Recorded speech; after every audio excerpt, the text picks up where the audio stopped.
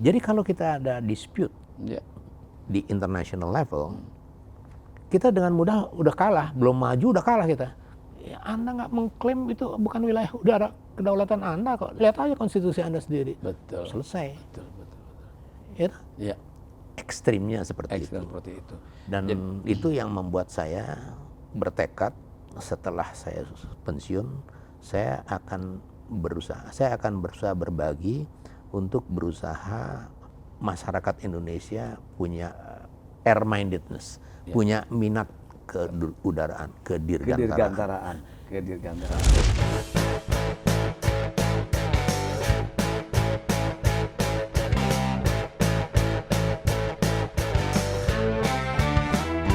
Like, comment, subscribe, dan share. Oke? Assalamualaikum warahmatullahi wabarakatuh. Kembali bersama saya, Miing Bagito. Beberapa bulan atau bahkan tahun saya hilang dari peredaran dari channel ini, yaitu Bang Miing Punya Cerita. Kali ini saya balik lagi setelah hiruk pikuk pemilu yang sangat-sangat dalam tanda kutip brutal. Itulah bangsa kita, bagaimana ingin mencapai demokrasi kalau sama-sama belum ada sejahtera dalam kehidupannya. Nah, tapi kali ini saya tidak akan ngomongin soal itu. Saya berdoa semuanya sahabat Bang Miing sehat semuanya, seluruh Indonesia. Balik lagi, masih ingat kan? Oke, Bang Miing Punya Cerita. Hari ini saya mendatangi sebuah kediaman atau sebuah rumah yang dimana saya tidak berani menyebut sahabat karena beliau dari sisi usia juga punya jarak yang cukup dengan saya, apalagi posisinya beliau ini adalah seseorang yang sulit untuk dicatat sama saya. Saya kenal beliau adalah kolonel, kalau di TNI-nya itu. Masih kolonel, saya sudah kenal beliau. Dan beliau pernah menjadi Kepala Staf Angkatan Udara tahun 2002-2005. Pernah juga jadi Presiden Freeport, walaupun cuma sebentar. Pernah juga menduduki jabatan EKKT, ya, tahun 2007.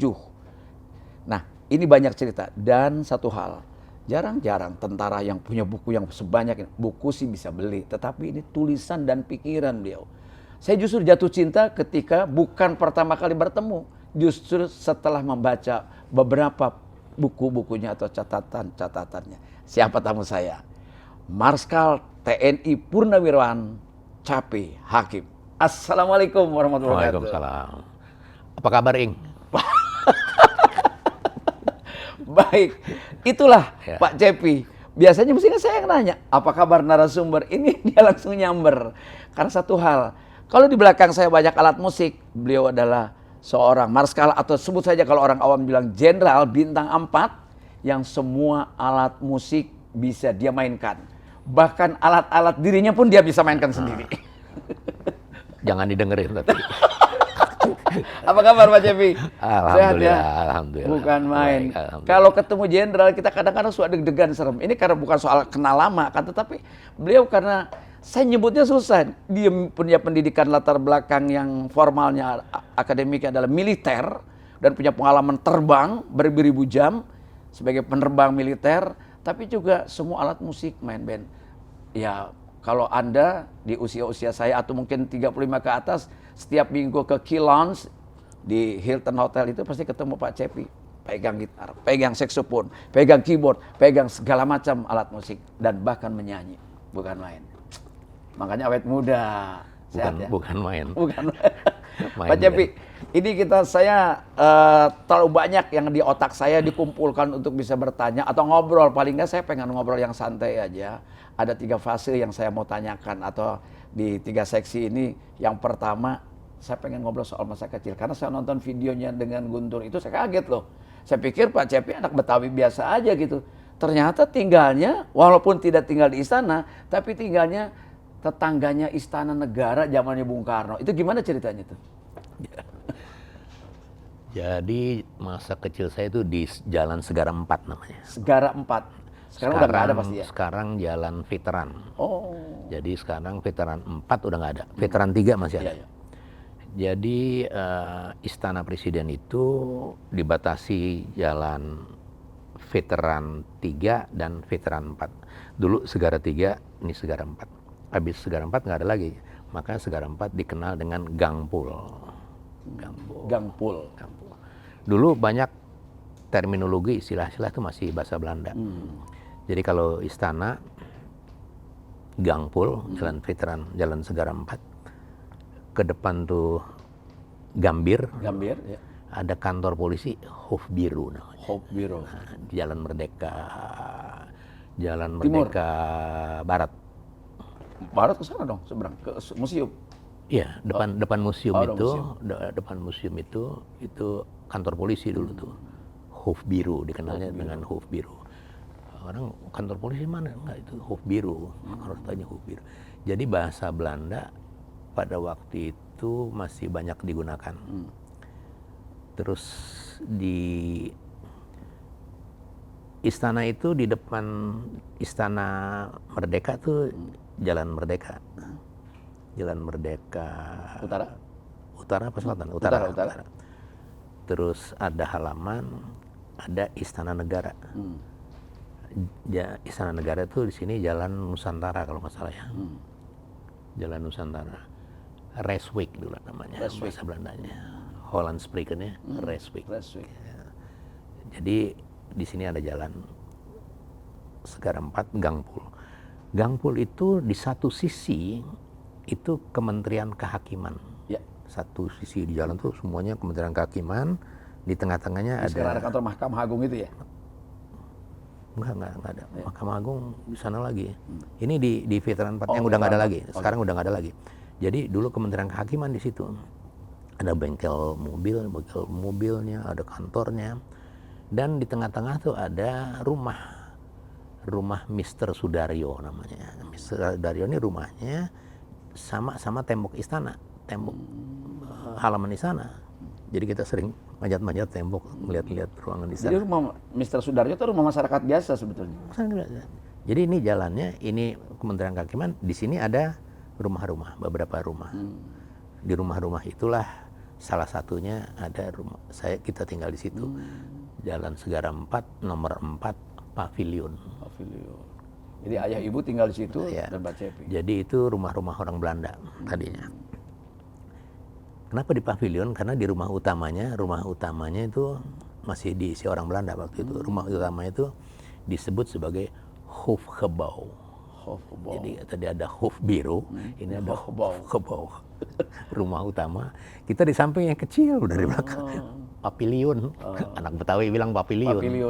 Nah, disitulah tinggal misalnya pelukis seniman De Sence, orang Belanda. Dia kalau saya nomor 4, dia di nomor 1 atau nomor 2, ujung agak ke Jalan Nusantara. Dia punya anak 2, satu perempuan, satu laki, yang setiap sore kita lihat dia perempuan belajar biola, yang laki belajar piano, ditungguin sama bokapnya. Kita ngintip-ngintip dari jauh. Gitu. Orang miskin kan ngintip-ngintip. Tapi kenapa bisa tinggal di situ? Karena itu rumah-rumah Belanda pada waktu itu memang saya nggak tahu ya, tapi saya tanya sama ayah saya dulu tuh justru di Kampung Bali kita tinggal pertama kali. Kemudian dapat rumah dari kantor kira-kira. Jadi ada instansi-instansi yang mengatur tinggal di sini. Di rumah nomor berapa saya lupa lagi, itu rumah Kepala RRI, Pak Sukirman namanya. Iya. Pak Sukirman. Nomor 5. Hofgebouwnya Pak Sukirman. Di pavilionnya itu ada tinggal reporter sepak bola namanya Pak Suparto. Jadi kalau dulu lapangan bola tuh di Ikada, jadi ada bukan di lapangan banteng, di lapangan Gambir. Gambir. Ikada itu Monas itu ya? Jadi lapangan Ikada itu ada tribune barat yang keren, terus tribune timur yang agak jelek, terus kesana masalahnya itu tribun berdiri. Tribun Nggak duduk. Nah, di tribun barat yang keren, yang gedongan, yang tribun timur itu di atasnya ada kecil kayak menara gitu. Nah, di situ selalu Pak Suparto itu menyiarkan siaran pandangan mata sepak bola Melalui RRI. Jadi rumah tuh rumah RRI, jadi kepala RRI-nya Bapak Sukirman, reporter Suparto tuh di pavilionnya. Terus ada lagi satu rumah di ujung nomor 8 kalau nggak salah, itu juga tinggal beberapa orang di sana. Cuma beberapa rumah sedikit lah di situ. Kalau ayah Pak CP di situ sebagai Nah, ayah saya tuh salah satu yang turut mendirikan kantor berita Antara sama Adam Malik, Adam Sipahutar sama beberapa orang itu. Jadi kantor dia di Jalan Pos Utara, sekarang namanya Jalan Antara. Jalan Antara, ya. Nah, dia biasanya naik skuter, kadang-kadang naik sepeda, kadang-kadang naik mobil. Itu Kebayang ya antara Istana dan Monas dulu sepi, oh, sepi, indah betul ya. sepi banget. Nggak sehirup pikuk sekarang gitu. Tempat kita main-main itu kan di jalanan tuh banyak pohon kenari, kita nungguin kenari jatuh, kita kumpulin, tumbuk-tumbuk makan anak-anak gitu. Nah, kebetulan saya kemarin nonton video yang isinya cerita tentang bagaimana Pak Cepi main di istana dari Mas Guntur atau Mas Tok ya cerita. Itu gimana bisa keluar masuk ke istana? Kalau cerita Mas Tok itu adalah ketika saya sekolah di situ. Jadi di antara Istana Merdeka dan Istana Negara itu ada kupel, ada lapangan, ada kupel di tengah. Kupel itu dibikin oleh Bung Karno sebagai taman kanak-kanak. Dicarikan guru taman kanak-kanak, Ibu Tuti namanya, pegawai Seknek. Dan disitulah sekolah anak-anak presiden, anak-anak pelayan, sama anak-anak sekitar istana. Situ. Boleh ikut sekolah di situ? Boleh ikut sekolah. Jadi nggak sekolah keluar ya? Ya, jadi kalau kita pernah mendengar tentang pembinaan teritorial sekarang ini ya. Jadi dari dulu tuh memang sudah menjadi kultur kita ya. Dan Bung Karno kan marahin perhatian kepada rakyat itu bukan basa-basi atau bukan diomong-omongin, tapi diimplementasikan. Anak pelayan itu sejajar dengan anak presiden. Sekolahnya. Anak pelayan dulu, Bina Geraha dulu tuh asrama pelayan, pelayan di sana. Krunya istana lah ya. Nah, itu tinggalnya di situ. Dan anak-anaknya disekolahin di situ sekolahnya. Jadi itu masa kecil ya. Masa kecil ya. Terus Pak Cepi kan karir yang puncak saya lihat dan masyarakat juga tahu sebagai Kepala Staf TNI Angkatan Udara dengan pangkat bintang 4 Marskal ya. Ini memang dari kecil memang cita-citanya mau jadi tentara, lalu mau jadi penerbang. Saya nggak mau jadi tentara. Tapi faktanya jadi tentara. Ada ceritanya lagi itu. Oke. Jadi saya sering diajak ayah saya digonceng pakai naik sepeda ke Kemayoran. Jadi Kemayoran dulu itu pagernya tuh terbuka, jadi banyak orang-orang rekreasi. Terbatas ya, orang masih sedikit kok. Bawa anaknya lihat-lihat pesawat itu. Nah, saya diajak sering lapangan terbang Kemayoran. Lapangan terbang Kemayoran. Saya lihat, gila pesawat itu ya. Nah, cerita pesawat tuh panjang. Jadi saya udah tulis juga di buku saya. Jadi kan sekali-sekali ada yang melintas juga kan, kita lihat pesawat kan di atas kan, kecil kan. Tapi setelah diajak ke Kemayoran kan, gede banget. Gede banget. Dan yang mengagumkan adalah pesawat yang gede itu disetir sama orang yang kecil banget di jendela depan itu kan. Keren banget. Mati-matian saya mesti jadi pilot. Jadi saya pengen jadi pilot. Bukan jadi tentara. Bukan jadi tentara. Jadi saya pengen jadi pilot. Sampai ibu saya tuh langganan buku majalah Libel namanya. Itu semacam Femina kemudian ya. Dulu namanya Libel, masalah majalah perempuan Belanda. Majalah Belanda itu dikirim dari Belanda, jadi majalahnya namanya Libel. Karena saya dari kecil tuh selalu kepengen jadi pilot, sampai ibu saya cariin artikel di majalah Libel itu. Gini loh nih kalau orang terbang pesawat nih setirnya itu. Saya lihat setirnya putus gitu. Jadi dari kecil saya udah terpupuk lihat pesawat di atas, lihat pesawat di Kemayoran, dikasih lihat majalah ya. Jadi itu saya kepengen jadi, imajinasinya terbangun jadi pilot. Dan pada waktu SMP ayah saya kebetulan diundang ke Jerman ya, ada jurnalistik tour namanya, diundang ke Jerman, diantar oleh atasé pers Jerman, kita ngantar ke Kemayoran. Babe gue keluar negeri ini dia pakai pesawat Super Constellation. Itu dulu pesawat yang paling keren pada waktu itulah. Itu lagi itu yang mengagumkan lagi. Waktu itu kalau nggak salah, saya lupa persisnya, tapi kira-kira dia akan take off jam 11 gitu. Dan kita anterin, pagar kita lihat sampai. Dan pada waktu pesawat itu take off, cek gitu, persis jam 11, tak. Ibu saya ngasih tahu itu kalau pesawat ayah mau berangkat jam 11, jam 11, jam 11 take off. Jadi makin dramatis ya, makin wah keren banget ya. Pilotnya Gagah, keren ya. Walaupun cuma kelihatan di kokpitnya dari jauh lagi gitu. Tapi pesawat itu sangat atraktif. Jadi saya kepengen jadi pilot.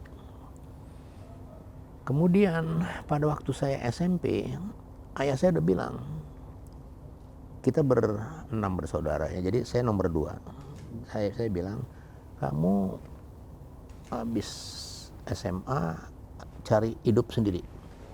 Lulus SMA disuruh hidup sendiri? Hidup sendiri. Nggak usah kayak saya SR, lulus SR, saya cari hidup sendiri. Ayah saya cuma lulusan HIS di Palembang, Ya, sekolah Belanda ya. langsung bertualang. Dia dengan modal bahasa Belanda karena HIS, jadi keren lah kalau orang disuruh bahasa Belanda, keren. Ibu saya juga bahasa Belanda. Di rumah tuh mereka bahasa Belanda. Spreken, ya? Holland Spreken. Anak-anak nggak boleh bisa karena dia ngomong rahasia. Ngomong rahasia. Terus kamu ngomongin duit. Iya. Waktu saya tanya dia bukan rahasia. Jadi teman-teman itu memang sepakat bahwa mereka tidak mau anak-anaknya itu menguasai bahasa penjajah. Ya. Oh. Jadi nasionalisme itu. Alasannya itu. Nah, itu kan apa sedikit-sedikit bertahap. Oh ternyata orang tua kita begitu. Kan anaknya juga. Dan pada waktu lulus SMP, saya disuruh latihan. Cari SMA sendiri loh. Terang nggak dapat lah, pasti nggak dapat. Tapi disuruh cari, diam-diam dia nyariin juga gitu. Backup lah. Ya. Jadi itu training lah di SMP. Jadi itu kalau saya renungin itu pelajaran itu adalah pembentukan karakter tuh dari kecil ya. Survival juga itu. Survival. Dan saya nggak pernah lupa ibu saya selalu bilang tidak boleh bohong.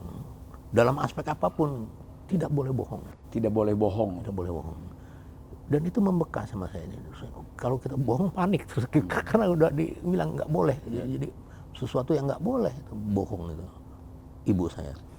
Ayah saya mengajarkan you are what you are, dia bilang. I am what I am. Kamu ya kamu, saya katanya. Nah maksudnya kita disuruh bentuk kita sendiri, jangan bersandar. Dan pada fase itu orang tua masih tetap sebagai hukum kan? Kenapa? Artinya orang tua kita tuh hukum, artinya aturan, norma. Oh iya. Ada sisi bagus, ada sisi jelek. Bukan jelek lah, ada plus minus lah, plus minus. Kita potong dulu sebentar ya, karena ini menarik. Pada waktu saya sesku, itu ada salah satu dosen namanya Profesor Diran. Profesor Diran ini angkatannya Habibie, dia sama-sama belajar di Jerman. Dan menurut ada beberapa literatur, ada beberapa teman senior saya juga mengatakan Diran ini lebih pintar dari Habibie sebenarnya. Cuman personal marketingnya dia kalah sama Habibie. Bercandanya begitu. Tapi mereka itu orang pintar. Apa yang berkesan dari Prof Diran waktu dia ngajar? Dia bilang begini, waktu dia sekolah di Jerman, dia mendapat pelajaran yang sangat luar biasa, yaitu bahwa orang Indonesia pada umumnya lemah dalam mengambil keputusan. Anak Indonesia kelemahannya adalah tidak bisa mengambil keputusan. Ya, contohnya, dia sama-sama nih di Belanda, beberapa orang ke restoran misalnya, minum ini, ya gue minum apukat, semuanya apukat, itu macam-macam. Tapi intinya dia tidak bisa mengambil keputusan. Kenapa? Karena nature-nya dia tidak boleh ngambil keputusan. Di rumah kan orang tua. Nih balik tadi ke cerita tadi. Kita kembali lagi. Jadi kadang-kadang udah jadi suami juga. Bapak mau minum apa? Terserah mama. Betul. Kita well trained. Bisa mengambil keputusan. Profesor Diran pada waktu itu bilang, dendam saya itu saya limpahkan ke anak-anak saya. Saya berikan kebebas-bebasnya anak saya yang harus mengambil keputusan sendiri. Dia bilang, apapun. Dia yarah. Ulang tahun. Mau apa, dia tentuin sendiri, dia beli sendiri. Sialan, dia milih yang mahal-mahal. Tapi itu risiko mendidik. Ini joke-nya, tapi itu adalah educate people, itu mendidik Mendidik, anak ya. bahwa dia harus mengambil. Kenapa? Dia harus mengambil keputusan sendiri dan dia harus menanggung risiko dengan keputusannya itu. Pada saat dia memilih sesuatu barang yang mahal misalnya, dia beli dan ternyata jelek, itu dia harus tanggung jawab. Itu proses belajar, pada berikutnya dia mau ngambil keputusan, dia akan belajar itu, dia akan analisis. Itulah daya analisis anak-anak orang barat terutama, ya. Dia terlatih. Kita enggak, kita kan nggak boleh ambil keputusan kan. Udah dengerin aja, nanti kamu ikut aja kan gitu. Ya, selalu begitu kan. Dan salah satu yang saya baca tulisan Pak Cepi tentang tidak boleh bohong itu, ternyata profesi pilot itu, penerbang itu satu tidak boleh bohong. Dia harus bahwa penerbangan tidak mengakomodir, tidak memberikan ruang pada ketidakjujuran. Itu keren banget. Itu keren banget. Kalau penerbangan tuh jauh lebih menarik lagi. Ya. Karena penerbangan adalah dunia yang sangat teknologis sifatnya. Dia bahkan high tech, ya, high teknologi. Teknologi itu adalah conveyor belt, ya. Tahu nggak conveyor belt? Ya. Kalau kita ke airport ada. masukin check in, masukin bagasi kan Jalan. conveyor belt. Jadi dunia yang high tech itu conveyor belt mengantar masyarakat untuk menjadi civilized, untuk menuju ke peradaban. Kenapa? Karena di dalam dunia yang lingkup teknologi, orang tidak bisa mengerjakan sesuatu tanpa referensi. Oke. Nggak bisa. Iya. Yang pertama, tanpa referensi. Yang kedua, orang tidak bisa potong kompas. Nggak bisa. Captain pilot memerlukan sekian ribu jam terbang. Karena anak gua baru 100 jadiin captain pilot, nggak bisa, nyebur ke laut. Gitu. Risiko dari melanggar, Nggak bisa lewat MK ya? nggak bisa.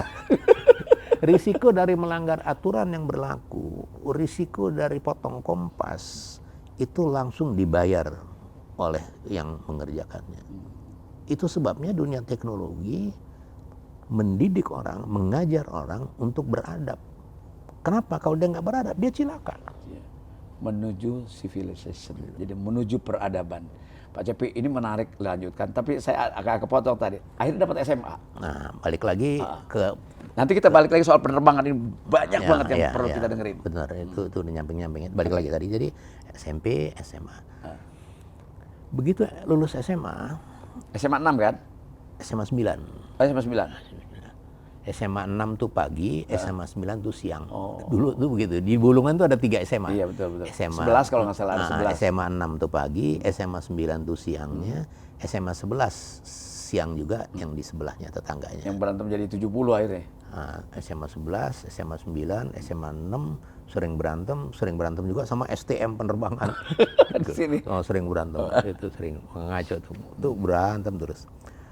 Nah, setelah lulus SMA, kita lulus tahun 66. 6 ya. Kalau nggak salah, tahun 66 tuh anak SMA kelas 3 lulus semua. Karena demonstran semua. Lulus semuanya. Bareng Epi itu ya? Epi sama Epi. Nah, begitu lulus, ngapain nih? Ya, saya udah harus keluar dari rumah, saya harus keluar. Udah deal itu, udah kontrak. Udah nggak bisa diapa-apain. Saya mau jadi pilot kan? Saya mau jadi pilot. Satu-satunya untuk bisa jadi pilot pada waktu itu di Akademi Penerbangan Indonesia di Curug. Saya daftar. Dan itu tidak punya cita-cita lain kecuali itu? Ya. Selain tidak punya cita-cita lain juga ditopang dengan orang tua kan nggak punya duit. Itu. Klop lah, gue pengen jadi pilot, gue nggak nyusahin orang tua, gue berdiri sendiri. Biar negara. Akademi Penerbangan Indonesia pada waktu itu dibayarin. Jadi tes di Kemayoran, tes. Baru berapa banyak. Lulus gua. Di Curug? Curug. Begitu lulus, kita disuruh tunggu panggilan. Karena belum ada dana membuka course berikutnya. Negara belum ada dana waktu itu? Kan 66, kan chaos. Oh iya, setelah 65 ya, setelah kan GS30. jadi mereka kan lagi ngatur-ngatur. Tapi penerimaan tetap Jalankan. Seleksi, tunggu kira-kira 2-3 bulan. Di dalam 2-3 bulan itulah ada teman saya ngajak masuk Akabri. Bilang, gue nggak mau, gue jadi tentara, gue nggak mau jadi tentara. Enggak, nih pilot juga nih katanya, pilot. Wah, yang bener loh. Iya. Nah, mempertimbangkan saya kan udah nggak enak kan di rumah, gua mesti keluar jadi beban kan. Ya udah ikut gue.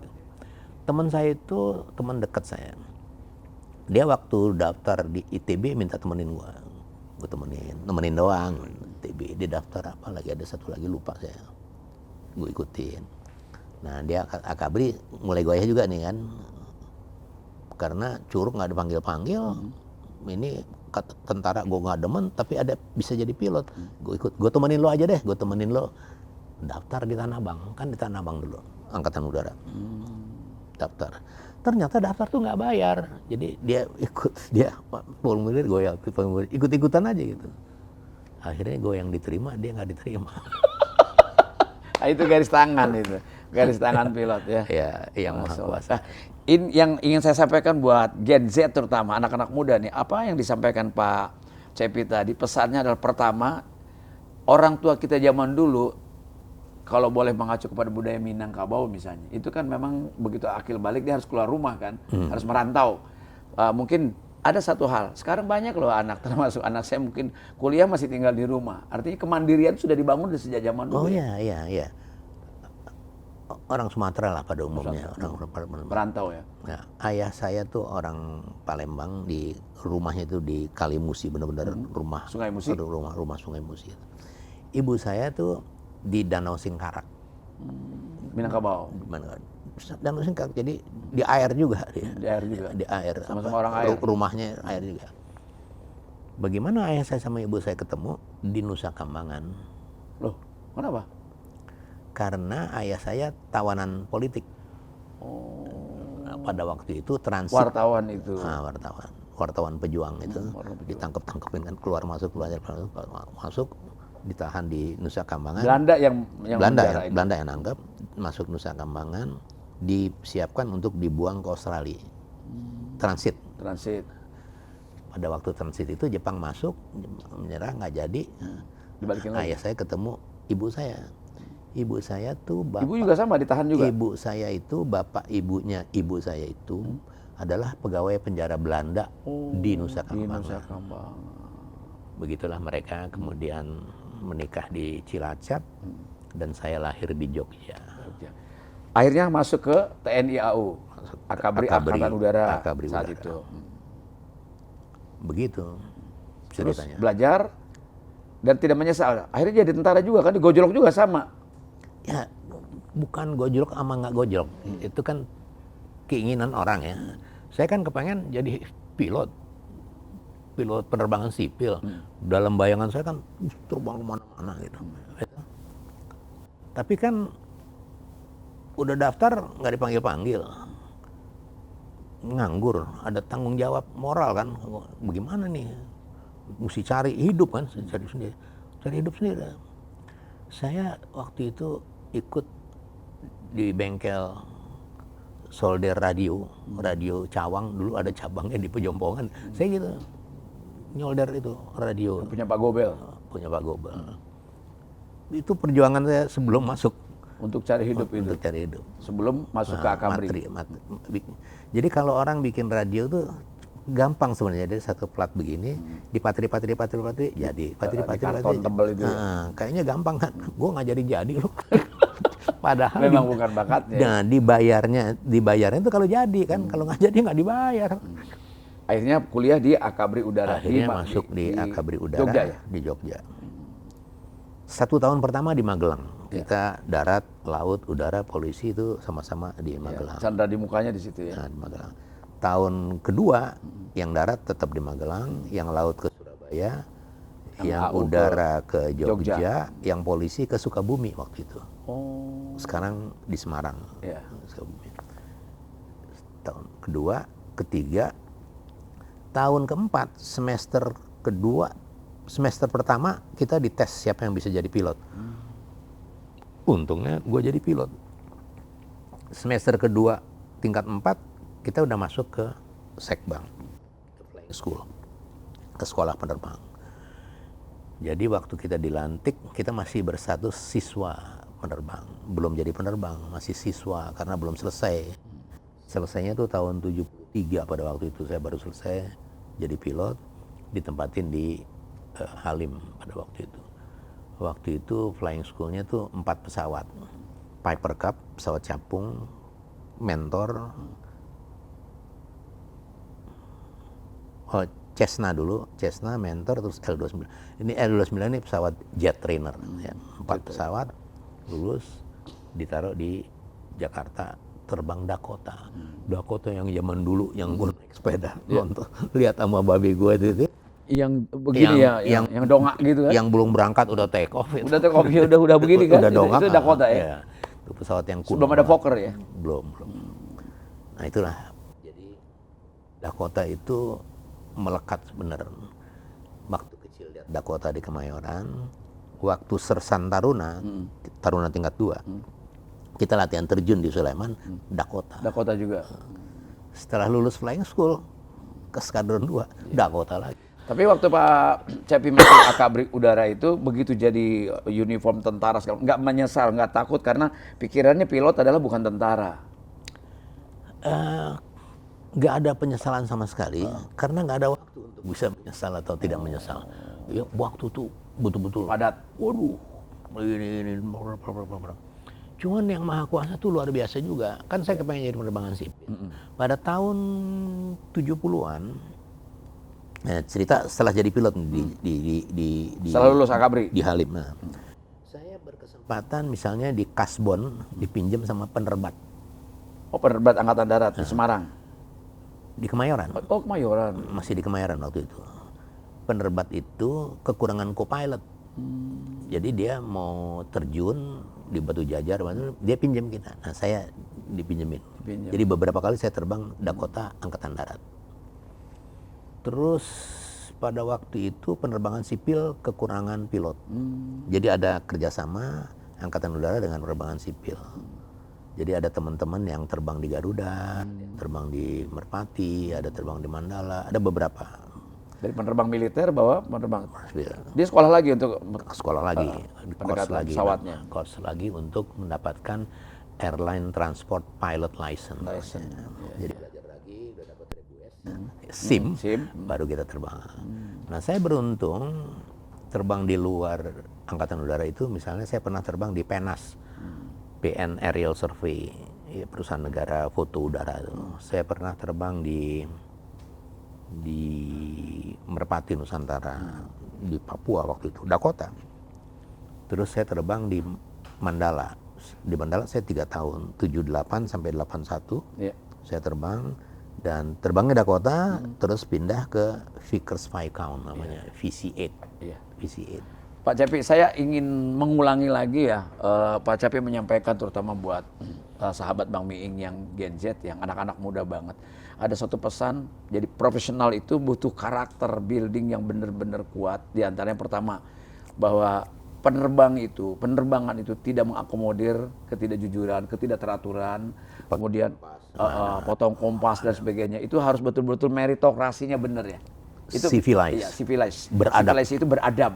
Itu dasar tuh. Kata civilized itu atau kata beradab itu adalah puncak dari peradaban manusia itu. Jadi nilai. Bisa ceritakan kenapa sih gitu? Bukan kenapa, risiko dari sebuah kemajuan teknologi adalah orang dipaksa untuk jujur, orang dipaksa untuk patuh dan taat pada aturan, orang dipaksa untuk tidak boleh potong kompas. Kenapa dipaksa? Karena kalau dia maksa, dia menanggung risikonya. Ya, misalnya pesawat udah jelas rusak nih, diakal-akalin lah. Bisa sama aja kok, pesawat sama mobil sama, diakal-akalin bisa, diamplas-amplas diterbang. Tapi pada satu ketika terjadi apa-apa, dia mati. Kan dia menanggung risiko dari ketidaktaatan dia. Nggak boleh maksa ya? Nggak boleh maksa. Semua ada aturannya. Misalnya kalau dia mau terbang, dia harus mematuhi operation manual. Jadi manual itu ada normal operation manual, ada emergency manual. Sama, mobil kan ada manual. Gitu. Mobil kan kalau kita beli mobil, motor, kan ada manual kan, ada petunjuk penggunaan, aturan pakai selalu ada cara pakainya. Kelemahan kita di situ. Kita kan kalau beli mobil, beli motor kan nggak pernah lihat Baca. manual, nggak pernah baca, masih ada dalam plastiknya. Iya. Nanti waktu mau dijual, dibilang ini masih ada kok nih, ini Iya, iya. nggak pernah dibuka. Kita lebih seneng nanya gimana sih ngidupinnya, gimana sih? Betul. Ya. Beli TV, Ah. ada bukunya, Ada manual. tapi nanya sama tetangga, ini Nanya, gimana sih nyalainnya? Hidupnya bagaimana? Hidupnya gini, ini hidupnya gini, hidupin aja gini. Jeduk ya. Betul. Kenapa? Karena 110, 220. Pak. Iya, iya, Karena apa? Karena dia nggak lihat manual. Iya. Itu adalah pendidikan. Nggak bisa ditawar, hitam putih. Dan karakter ini untuk mencapai satu titik namanya zero risk ya. Bagaimana dengan risiko yang nol? Artinya tanpa risiko dengan keteraturan itu ya Pak Cepi? Ya, mungkin lebih tepat zero fatalities. Zero fatalities. Karena kalau kecelakaan kan dalam banyak buku tentang kecelakaan pesawat itu dia bilang kecelakaan pesawat bisa terjadi kapan saja, di mana saja. Tetapi sepanjang Anda mematuhi aturan-aturan yang ada, maka kecelakaan itu bisa diminimalisir sehingga tidak terjadi fatalities. Itu. Karena menyangkut segala macam risikonya dirinya, orang lain, Macam-macam. dan lain sebagainya. Ya. Dahsyat. Jadi kalau Anda mau meniru kejujuran itu adalah pada profesi penerbang. Pada penerbang itu tidak mengakomodir. Nggak, salah. Bukan. Profesi apa saja yang berkaitan dengan produk teknologi. Ya. Apa aja. Maksud saya rujukannya bisa juga salah satunya adalah dari Oh ya, ya. Dia menjadi rujukan utama karena teknologi. Saya mau cerita begini. Udara ya atau kedirgantaraan atau air and space. Kalau kita mau melihat apa sih istimewanya, nah saya bisa kasih ilustrasi seperti ini. Kalau melihat pesawat terbang itu baru ditemukan pada tahun 1903, pada tanggal 17 Desember tahun 1903 oleh Wright Brothers di Kill Devil Hill, North Carolina. Pada waktu itu dia berhasil terbang hanya beberapa meter tingginya, ada yang beberapa meter jauhnya. Cetek banget ya. Tetapi kemajuan teknologi penerbangan, kemajuan teknologi pesawat terbang, itu luar biasa. Jadi kalau dibandingin dengan alat transportasi darat, alat transportasi laut, alat transportasi udara. Darat kan ribuan tahun, laut kan udah ribuan tahun. Udara belakangan. Baru tahun 1900. Dia new kid on the block. Dia anak baru. Kalau kita di kelas kan anak baru kan sering diginiin, anak baru ya, anak baru. Tetapi kalau bicara tentang kemajuan teknologinya, dia sangat fantastis. 1903 baru terbang berapa meter, tidak sampai 100 tahun, jauh sebelum 100 tahun. 66 tahun setelah itu, kemajuan teknologi penerbangan sudah berhasil memproduksi pesawat terbang yang kecepatannya 3 kali kecepatan suara. Tahun 69. Orang sudah bisa berhasil mendaratkan Apollo membawa orang ke bulan. Ya, bayangkan. Jadi kalau perkembangan teknologi transportasi darat laut itu deret hitung, maka udara transportasi itu deret ukur. Analoginya seperti itu. Padahal tapi sebenarnya fantastis. Luar biasa. Bagaimana orang bisa mencapai kemajuan gitu? Karena dia disiplin yang tinggi. Tanpa disiplin nggak mungkin. Ya. Dan disiplin, kita nggak bisa melihat sedikit lebih dalam ke dunia penerbangan. Di dunia penerbangan itu, orang yang tanpa disiplin bukan tempatnya di situ. Mati dia, sementaranya mati kalau dengan disiplin, mati.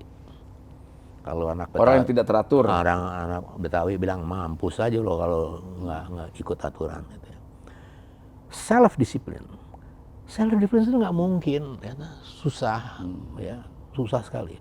Makanya harus ada close continuous monitoring, ya, pengamatan atau pengawasan yang dekat, yang melekat, yang terus menerus. Jadi harus ada self discipline, harus ada close continuous monitoring, dan close continuous monitoring juga nggak bisa diandalkan juga. Kan bisa cincai juga deh, bisa cincai. Jadi apa dong?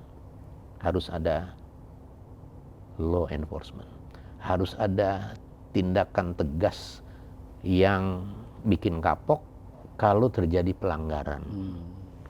Jadi harus ada law enforcement dengan efek jera apabila terjadi pelanggaran aturan. Disitulah tercipta penerbangan yang aman dan nyaman. Sedikit aja disenggol, sedikit aja aturan dilanggar, Anda berarti sudah membuka pintu untuk menuju ke kecelakaan. Dan itu terbukti. Jadi betul-betul disiplin, teratur, dan termasuk manajemen tidur juga ya. Oh ya. Kalau tidur telat dia kurang tidur juga bahaya juga. Pekerjaan pilot itu penuh dengan prinsip-prinsip manajemen. Ya, prinsip manajemen. Kenapa? Pilot nggak mungkin terbang tanpa dia membuat flight planning terlebih dahulu. Begitu dia terbang, dia tidak bisa mengandalkan satu instrumen yang ada, dia harus cross check dengan instrumen-instrumen yang lainnya. Jadi terkait lah ya. Jadi planning, organizing, actuating, dan controlling. Itu semua terangkum dalam kehidupan orang-orang yang di dunia penerbangan. Pertama self managementnya dulu ya. Baik Pak CH, Pak Cevi Hakim. Di meja ini begitu banyak tumpukan buku. Kita hampir lebih dari 30 menit bicara soal masa lalunya dan masa kini. Tapi saya mau tanya nih, justru Pak Cepi ini dikenal oleh masyarakat sebagai tokoh dirgantara Indonesia ini setelah pensiun ya. Karena mungkin waktu pensiun, waktu dinas di militer di Angkatan Udara itu begitu banyak bintang-bintang yang bertebaran di atas, lalu jadi kasau, dan setelah itu justru lebih banyak. Ini menulis buku yang 54 judul buku loh, tentang umumnya tentang penerbangan dan pertahanan. Ini mulai kapan Pak? Apakah waktu dinas di militer sudah menulis buku atau? Nah, mengenai menulis ini, saya mulai dari rumah ya, karena ayah saya kan tiap hari ngetik. Oh. Mesin tiknya masih disimpan nggak? Sayangnya enggak ya, saya lupa. Masih ada di sini. Mungkin adik-adik saya kali ini, saya nggak tahu. Itu dulu kita ngetik 11 jari. Iya. Kalau beliau 10 jari kan? Ayah saya itu jago, tapi begini, belum ada sekolahan ngetik dulu, nggak ada sekolahan nggak. Beliau belum nggak pakai 10 jari? Pakai 11 jari itu. Dan jago banget, bisa sambil baca sini. Hebat banget. Tak gitu ya. Kadang-kadang daripada gerecokin diajarin, kamu begini. Jadi itu ada hikmahnya. Pada waktu saya sekau, orang harus ngetik sendiri, orang pada bayarin orang, gue ngetik sendiri, udah biasa ngetik sendiri. Jadi 54 buku ini mulai tahun berapa? Kalau buku ini setahun sebelum saya pensiun, saya udah ngeluarin buku itu, Pelangi Dirgantara itu. Ya ini udah cetakan keberapa ya, udah berapa kali berapa 2 atau 3 versi lah. Tapi itu pertama kali. Dan saya udah menulis pada waktu saya taruna, saya udah nulis artikel di majalah. Memang senang menulis. Ya, bukan senang ya, apa ya, kebiasaan aja. Jadi kebiasaan ya, karena saya kan nulis. Passion orang. Ya. Karena begini, kalau orang sering menulis dan suka menulis, udah pasti senang membaca. Karena tidak mungkin dia bisa menulis tanpa dia pernah membaca. Betul, tuntutan orang. Literasinya di situ. Ya, tuntutan orang menulis membaca. Ada referensi kan. Iya. Ini diantaranya saya lagi rajin membaca buku Pak Cepi yang tentang menjaga Ibu Pertiwi Bapak Angkasa. Ini satu hal yang menarik, bukan hanya sebagai di mana soal teknik-teknik penerbangan, akan tetapi juga bagaimana membangun satu kawasan negara yang memiliki kemampuan mengamankan bangsanya, ya, lalu mensejahterakan bangsanya. Ini dalam buku ini ada prosperity dan security ini menarik. Ya. Gimana Pak Cepi bisa cerita soal buku ini? Ini heavy-nya pada pembangunan SDM sebetulnya, dengan referensi di dunia penerbangan. Jadi saya nulis itu buku tuh sedikit ya, cuman berapa 4 atau 5 buku lah. Yang lainnya buku saya itu kumpulan artikel. Ya, tapi Bapak juga yang nulis kan? Ya, artinya kumpulan sama. artikel. Jadi kumpulan, kalau ada satu masalah dibahas atau saya ditanya orang, saya bikin tulisan. Setiap artikel pendek itu sebenarnya bisa jadi buku kalau kita mau bikin buku. Nah, itulah jadi buku, beberapa buku.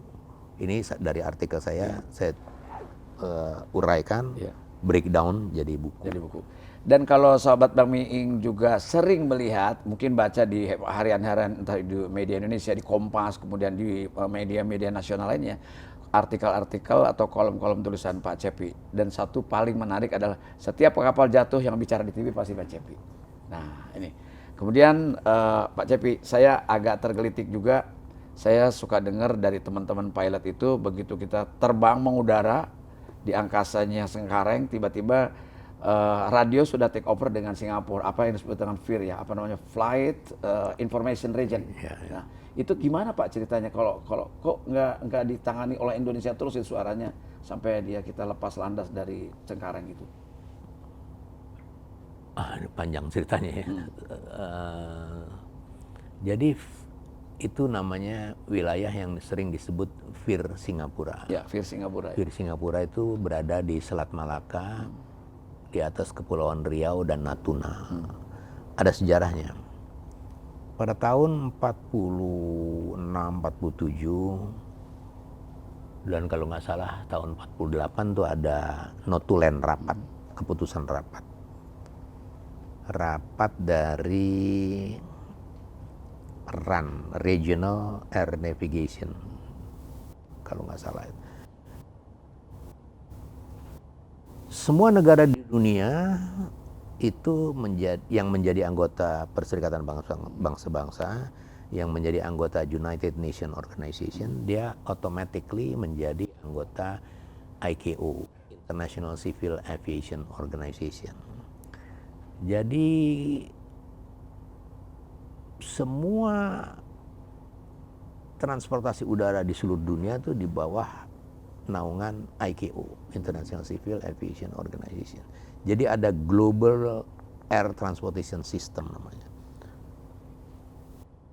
Nasional atau Indonesia punya Air Transportation System, itu adalah subsistem dari global system. Subsistem ya. Nah, kembali lagi ke FIR Singapura. Jadi pada ketika itu, pada tahun 46, 47, 48 begitu, ada persetujuan antara otoritas penerbangan kolonial Inggris di Singapura dengan otoritas penerbangan Hindia Belanda di Indonesia. Nah, yang isinya adalah pada wilayah Hindia Belanda pada waktu itu. Kenapa jadi masalah? Karena pada itu udah traffic mulai banyak, jadi harus diatur. Bagaimana ngaturnya? Pemerintah kolonial Inggris menginginkan dia yang ngatur karena akan menjadi lebih mudah. Karena orang lebih banyak ke Singapura daripada ke Jakarta. Macam-macam lah alasannya, nggak tahu. Tapi yang intinya adalah pada waktu itu, pada tahun 48 kalau nggak salah itu ada risalah rapatnya yang ditemukan oleh teman saya yang di Leiden. Dia mengambil program doktor di Leiden, dia ada dokumen, dia kasih lihat saya karena saya sering ngoceh aja tentang itu, dia kasih fooding, dia kasih bahan. Jadi ditandatangani di situ antara pemerintah kolonial Inggris dan pemerintah Hindia Belanda di Batavia, bahwa di Selat Malaka dan perairan Selat Malaka dan di atas Kepulauan Riau dan Natuna itu yang mengontrol Singapura. Flight Information Region adalah otoritas penerbangan Singapura. Yang ke sini baru ke Jakarta. Jadi itu warisan komitmen zaman dulu. Warisan kolonial. Kolonial ya. Cilakanya kita tidak punya perhatian terhadap keudaraan, kedirgantaraan. Kuncinya itu aja sebetulnya. Karena kita tidak punya perhatian, maka para elit dan decision maker itu nggak mengerti. Sorry itu betapa pentingnya. Iya, dia nggak ngerti. Maka itu pun kaitannya yang saya mau tanyakan ke Pak Cepi. Saya baca di salah satu komentar Bapak di buku itu bahwa Indonesia itu kan terdiri dari 1/3 daratan, 2/3 lautan, sebetulnya 3/3-nya udara, lebih luas. Artinya yang patut dikhawatirkan dijaga itu kan justru di udara ya. Kegagalan Hiroshima dan Nagasaki juga mungkin kelengahan udara juga itu. Nah, itu ceritanya menarik lagi tuh. Jadi kalau ditanya tentang versi Singapura, sejarahnya seperti itu. Iya. Terus kenapa diterus-terusin seperti ini? Karena kita tidak care. Tidak care terhadap pertahanan Kita udara. tidak concern. Bukan terhadap pertahanan, terhadap udara. Terhadap udara. Gitu. Buktinya apa? Buktinya, sampai detik ini, negara ini tidak mengklaim bahwa wilayah udara di atas teritorial itu wilayah kedaulatannya.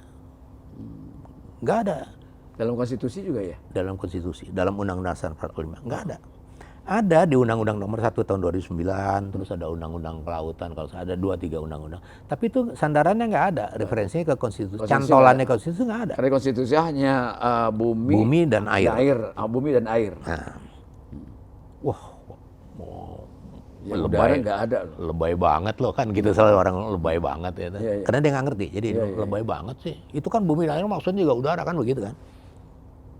Nggak lebay. Ada kelompok kerja guru besar Fakultas Hukum Universitas Pajajaran, guru besar, para guru-guru besar ahli hukum udara dan hukum ruang angkasa itu pernah membuat satu paper usulan untuk memasukkan udara itu wilayah kedaulatan kita. Dalam konstitusi. Kapan usulan? Pada waktu amandemen. Kita kan udah 4 kali Iya, amandemen. 4 kali Dan amandemen. tidak berhasil. Sekali lagi, refleksi dari kita tidak care, Tidak care. kita tidak mengerti Iya. value, strategic value dari wilayah udara. Jadi kalau kita ada dispute Iya. di international level, kita dengan mudah udah kalah, belum maju udah kalah kita. Ya, Anda nggak mengklaim itu bukan wilayah udara kedaulatan Anda kok. Lihat aja konstitusi Anda sendiri. Betul. Selesai. Betul. Ya, Iya. ekstrimnya seperti itu. Ekstrem seperti itu. Dan itu yang membuat saya bertekad setelah saya pensiun, saya akan berusaha berbagi untuk berusaha masyarakat Indonesia punya air-mindedness, punya minat keudaraan, kedirgantaraan. Kedirgantaraan. Jadi Ya. Salah satunya adalah buku Pak Cepi, Tanah Air Udara. Tanah Air dan Udara Indonesia. Ya. Artinya tidak bisa dilepaskan dari udara ini. ya, saya nggak berharap orang harus bilang ini tanah air udara tanah air. Enggak, saya berharap bahwa kalau kita mengotakkan negeri ini, walaupun cukup bisa dikatakan tanah air, udara itu seharusnya sudah melekat di situ. Iya. Kenapa? Gitu. Kan banyak yang nanya, ngapain sih lu? Gitu. Jangan lupa, air and space adalah the future of human life. Iya. Ya. Kalau daratan udah selesai, lautan udah selesai, lu mau kemana lo? Only one choice, ke ruang udara dan ruang angkasa. Kalau kita lihat peristiwa-peristiwa perang pun pertempuran, saya kira yang menyelesaikan paripurna itu dari udara. Ya, Di antaranya. Artinya kita harus juga punya pertahanan udara yang kuat. Oh iya. Baik Pak Cepi, 45 menit loh kita bicara hari ini. Dan buat sahabat Bang Miing, Anda harus ikut berapa SKS untuk bisa mendengarkan Pak Cepi dan berapa buku yang mesti baca. Kita beberapa saat sudah bisa menangkap apa pikirannya Pak Cepi tentang bangsa ini, tentang negeri ini. Nah sekarang kita lenturkan lagi. Saya kira kita ketemu jenderal atau ketemu bintang 4 yang nggak serem ya ini, karena seniman gitu. Nah Pak Cepi, saya nonton dari panggung ke panggung, bahkan di latar belakang di kediaman ini, alat-alat musik lengkap seperti studio profesional. Dan karena memang beliau adalah profesional, kapan sih mulai bisa main musik itu kapan? Memang ada bakat juga dari ayah atau apa gitu? Waktu saya kecil, ayah saya di rumah saya tuh Waktu ada SMA juga ngeband? band saya. Di rumah saya itu ada keroncong, ukulele, dan ada gitar. Gitar, saya nggak tahu dulu gitar siapa punya. Ayah main dulu mungkin? Yang jago tuh adiknya ayah saya yang main. Oh, paham. Ayah saya itu cuma main lagunya Indonesia Raya. Kalau dia main gitar udah pasti Indonesia Raya. Udah pasti tuh. Iya. Dan sampai sekarang kita dari kecil udah jago tuh. Iya. Chordnya Indonesia Raya tuh Iya. dengan gitar. Karena ayah saya tuh kalau main gitar Indonesia Raya. Karena orang dulu kan memang nasionalis betul ya. Luar biasa. Nah kaitannya di buku Pak Cepi juga dikatakan bahwa bangsa Singapura yang kecil itu dengan area wilayah kecil itu, tapi bangsanya dibangun karakternya yang setiap hari sebelum belajar mereka menyanyikan lagu Majulah Singapura. Nah kita mungkin hanya seminggu sekali di hari Senin. Itu pun kadang-kadang kalau ingat. kalau ingat itu pun upacara Senin, saya nggak tahu apa sekarang masih ada atau tidak anak-anak. Saya kira salah satu adalah untuk internalisasi bagi anak-anak kita adalah bagaimana lagu kebangsaannya itu mendidik orang itu, membangun karakter itu ya. Nah, balik lagi ke musik, alat apa aja yang bisa dimainkan oleh Pak Cepi biasanya? Saya lihat saksofon pasti. Saya sebetulnya nggak ada yang bisa. Saya cuma nyoba doang. nyoba 17 lagu gimana? Saya jajal doang. Seolah-olah bisa. Seolah-olah nyambung. Saya cerita nih. Kayak terkenal, oh Cepi jago main saksofon. Jadi ada seseorang. Dia minta tolong teman saya kenalin dong Pak Cepi. Dikenalin saya. Dia tuh maestro, dia jago piano, lulusan Eropa, konservatori, jago lah. Jago. Dia mau ulang tahun, dia kepengen dia main piano, saya main saksofon. Saya kira kan teman-teman biasa tuh, saya iya aja kan. Tahu-tahu saya dihubungi, mau dikirim partitur. Mati gua. Not balok.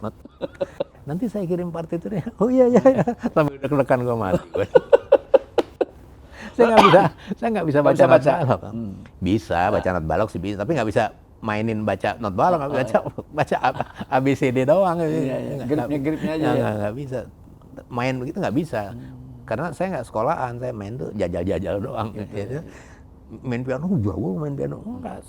Kalau orang benar-benar lihat saya main piano tuh kocak.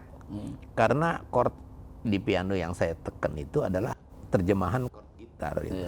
Jadi kalau orang tahu main itu, Jaya Suprana misalnya, dia kan guru piano di Jerman. Dia kalau lihat saya main piano, dia lucu. Dia paling demen kalau udah, kamu main. Gue main kan gaya aja. Dia senang main. Dia senang karena gue ngaco mainnya. Ngaco tuh dalam pengertian chordnya tuh nggak sekolahan, mestinya jempol di sini, nggak ada. Metode kalau piano klasik kelihatan yang belajar sama sekali. Balik lagi ke teman itu, terus saya ngeles aja dia. Tiap ditelepon, saya lagi sini. Akhirnya ulang tahun dia lewat, saya nggak join kan aman. Satu kali di satu kawinan itu ketemu lagi. Tapi dia nggak negor saya negor juga dia cuek aja gitu. Saya tanya, sombong banget dia. Dia marah sama lo katanya. Kenapa? Itu Pak Cepi sombong banget ya. Diajak main saksofon bareng-bareng nggak mau. Oh ya udah. Gue dibilang sombong daripada ketahuan gue nggak bisa baca. Mati. Ya keren lah ngomong. Tapi setahu saya setiap di panggung itu pasti kalau nggak saksofon, kalau nggak gitar, kalau nggak keyboard atau piano itu beliau mainkan. Artinya bahwa beliau adalah selain jenderal atau marskal juga adalah musician dan juga intelektual. Karena apa? Persoalan literasi adalah kehidupan sehari-harinya. Ada pesan nggak buat Gen Z, anak-anak muda berkaitan dengan tadi pembangunan karakter yang tidak mengakomodir kebohongan, ketidakteraturan, ya self management dan lain sebagainya untuk hidup mereka. Seperti Pak Cepi contohkan sejak SMA saya harus mandiri, memilih dan sebagainya, mengambil keputusan. Karena pilot itu harus jago mengambil keputusan kan. Nah, kemudian juga jadi manajer pun harus sama mengambil keputusan. Direktur pun apapun, Anda jadi apapun, dia harus pandai belajar, melatih, mengambil keputusan. Termasuk juga mungkin disiplin musik juga akan sama dengan penerbangan. Mungkin bisa dielaborasi Pak Cepi. Iya, kalau kita main musik, orang chordnya A, kita chordnya B, makanya itu rusak. Udah nggak teratur kan? Saya cerita sedikit dulu nih, Jaya Suprana. Jangan minder, jangan kecil hati, nggak bisa baca not balok, nggak sekolahan, nggak. Dia bilang, kalau Gesang atau Wage Rudolf Supratman sekolah musik, dia nggak akan bisa menciptakan lagu Bengawan Solo atau Indonesia Raya. Kenapa? Karena begitu orang masuk sekolah, dia masuk di pagar-pagar aturan yang harus berada di situ. Dia ada barrier di situ, dia nggak bisa keluar dari situ. Padahal produk art, produk seni itu harus bebas menurut Jaya Suprana. Harus merdeka. Dari kebebasan itulah muncul masterpiece. Bengawan Solo sampai sekarang orang Jepang tuh fanatiknya. Betul. Indonesia Raya bukan hanya Bung Karno yang membangga-banggakan, banyak orang yang mengatakan national anthem yang paling keren Indonesia Raya. Kalau kita dengerin instrumennya aja lah, apalagi kalau kita baca syairnya, liriknya. Merinding, nangis. Apalagi dengernya di luar negeri. Iya, iya, betul. Nah jadi kembali lagi soal musik, ya that's art. Ya. Ada cerita lagi nih, saya tiap ini mesti banyak cerita. Tahun 92 saya di sekolah. Saya studi banding ke United States Air Force Academy. Ya. Biasa kan Amerika semua keren, wah semuanya. Pada waktu itu 92 tuh baru selesai perang dingin, jadi mereka belum mengurangi personel. Jadi setiap angkatan tuh 1.500 kadet. 4 tahun berarti 6.000 kadet. Uang makan hangar gede. Nggak biasa. Orang kaya, orang Kristen. Tapi begitu dibawa ke satu hanggar yang besar, hanggar itu adalah hanggar ekstrakurikuler para kadet. Ada menggambar, ada musik, ada patung, ada semua, ada sekian belas cabang, semuanya art. Kita juga ada di Akademi Angkatan Udara, Akademi Militer, ada semua. Tapi di kita tuh ekstrakurikuler, dasarnya ekstrakurikuler, tapi mandatori. Mandatori ya, harus masuk kurikulum lah. Nah, saya tanya kenapa harus? Karena akademi ini tidak menghasilkan robot. Akademi ini menghasilkan officers and gentlemen. Apa itu? Itu adalah sosok yang left and right brain-nya balance. Bagaimana dia balance? Dia harus ikut art. Ya. Kenapa harus ikut art? Karena pada mengikut art itu dia belajar menikmati keindahan. Dia belajar menghargai. Disitulah humanisme, kemanusiaan itu itu balance left and right. Saya tahu itu waktu saya pulang, saya tanya ke Pak Saleh Basara. Pak Saleh Basara itu yang mendirikan Akademi Angkatan Udara. Dia belajar di Colorado. Dia ceritain sama saya, benar.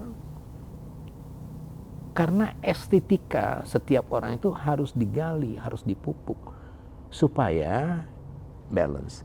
Kalau dia balance, dia tahu betul mana yang pantas dia kerjakan atau enggak. Balik lagi ke tentang moral dan etika. Dan itulah makna dari officer and gentleman.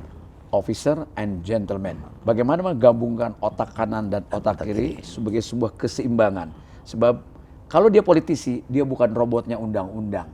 Dia humanity. Dia harus punya kemanusiaan yang betul-betul lentur. Apa artinya? Bagaimana cara menghaluskan budinya untuk tidak hanya sekedar marah. Kalau politisi harus jadi robot. Ya. Faktanya jadi robot. Kalau nggak jadi robot, mengikuti ketua partai. Iya. Selesai. Pak Cepi yang terakhir. Pesan tadi lupa sampai pesan. Jadi pesan tuh terlalu banyak di kepala saya, pesan tuh tentang leadership, tentang officership, tentang macam-macam. Tapi intinya sederhana. Wahai para generasi muda, rajinlah engkau. Rajinlah engkau. Rajin. Kunci utama rajin. Karena orang kita itu pada umumnya malas. Jadi kalau ada orang rajin, dia pasti menonjol dan dia pasti sukses. Saya pastikan tuh. Bisa dibuktikan tuh, evidence. Rajin. Kalau kita lebih rajin dari orang lain ya? Iya, harus rajin. Jadi harus ada kemauan, ada yang rajin.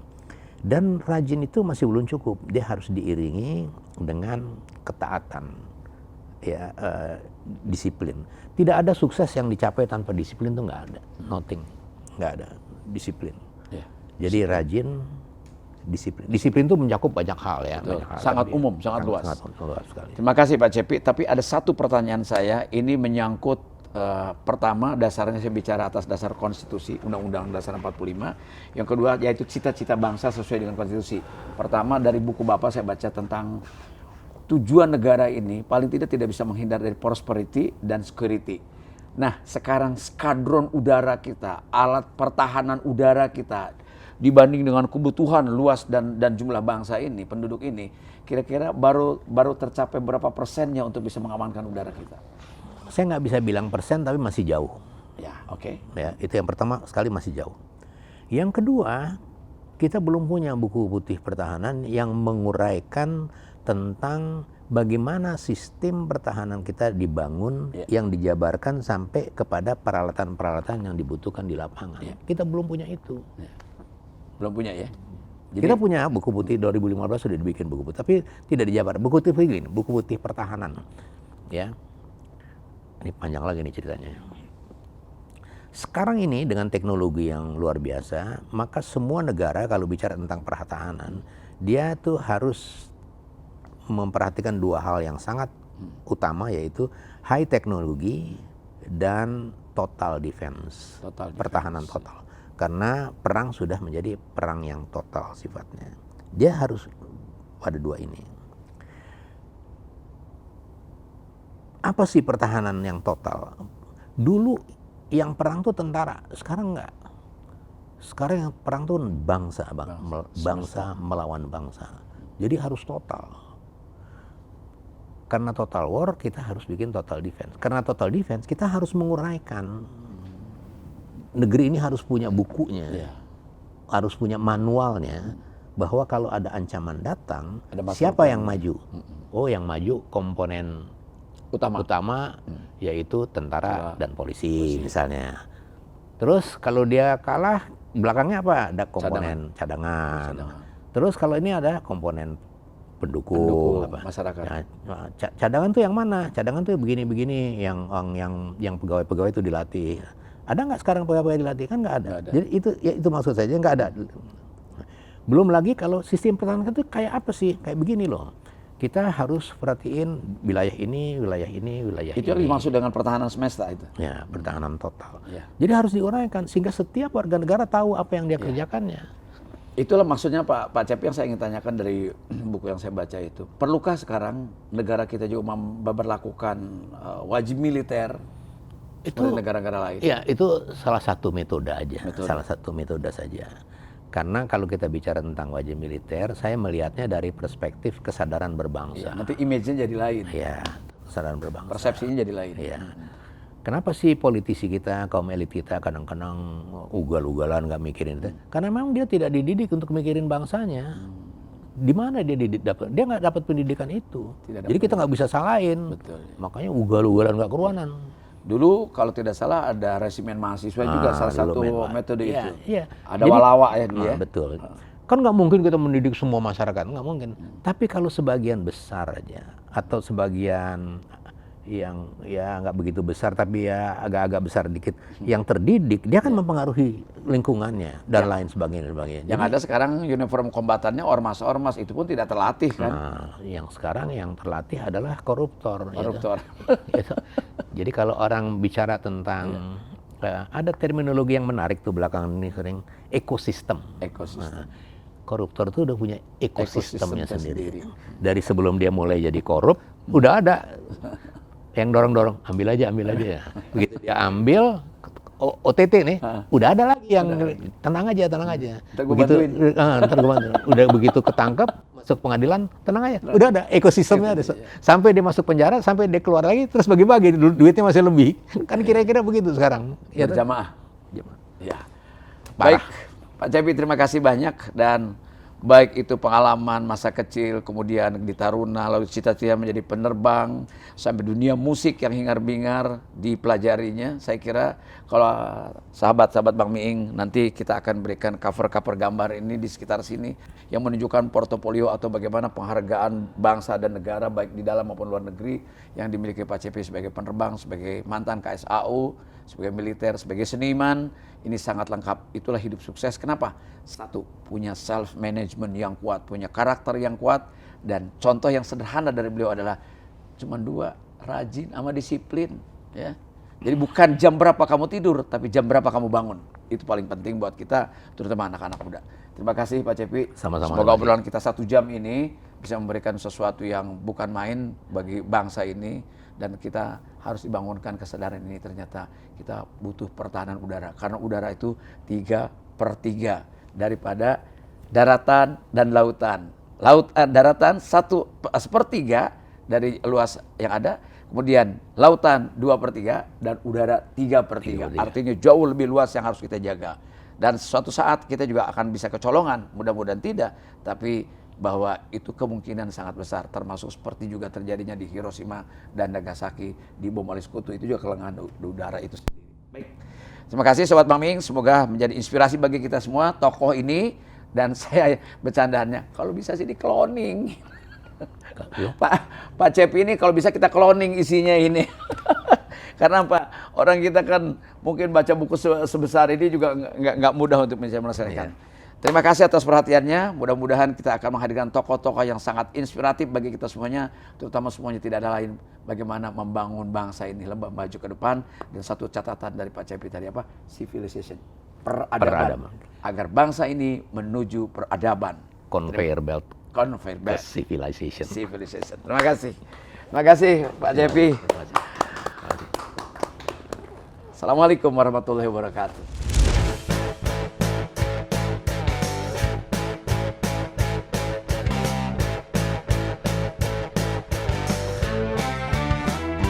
Like, comment, subscribe, dan share. Oke?